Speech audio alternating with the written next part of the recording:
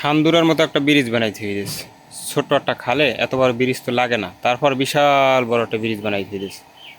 বুঝলাম বানাইছে, কিন্তু এটা তো উদ্বোধন করে থইবে। স্থানীয় মানুষের কাছে জিজ্ঞেস করলাম, প্রায় 5-7 বছর ধরে নাকি এরকম পড়িয়ে রয়েছে। আওয়ামী লীগ সরকার থাকতে এটা উদ্বোধন করার সুযোগ ছিল, কিন্তু তারা করে নাই।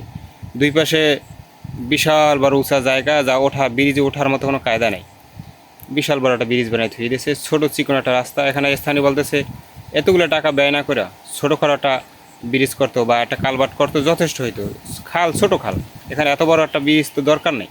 তারপরে বানাইছে যেহেতু ব্যয়বহুল করে, কিন্তু এটা তো উদ্বোধন তো করে থইবে। ব্রিজ কমপ্লিট, অথচ দুই পাশে এখনও উদ্বোধন করে নাই। 5 থেকে 7 বছর ধরে পড়িয়ে গেছে। তাই কারা এই উদ্যোগটা নিল, আর কোন আহাম্মকের হাতে এই কাজটা দিল, আর কোন আহাম্মকটা এরকম অর্ধেক কাজ করে ফালাইছে চলে গেছে। দুই পাশে মাটি ফালাইয়া তারপর পাকা করে দিলে ব্রিজে গাড়ি চলাচল, মানুষ চলাচল করতে পারে। মানুষ চলাচলের জন্য পাশে একটা কাঠের সাঁকো দেওয়া হয়েছে, তাও ঝুঁকিপূর্ণ। তো এত বড় রিস্ক নিয়ে এত বড় ব্রিজ বানাইছে, এটা কাজটা যে কমপ্লিট নাই করতে পারে, তাহলে এত বড় ঝুঁকি কেন নিল, এত ব্যয়বহুল কেন করলো, টাকা পয়সা নষ্ট কেন করলো, আর আজকে কেন পরিত্যক্ত কেন হইলো? এটা এই উন্নয়ন তো রাষ্ট্রের জন্য ক্ষতিকর। এটা তো উন্নয়ন আমরা চাই না। যে কাজটা সম্পূর্ণ করতে পারবে না সেই কাজটা আমরা হাতে কেন নিব, আর রাষ্ট্রের পয়সা কেন নষ্ট করব?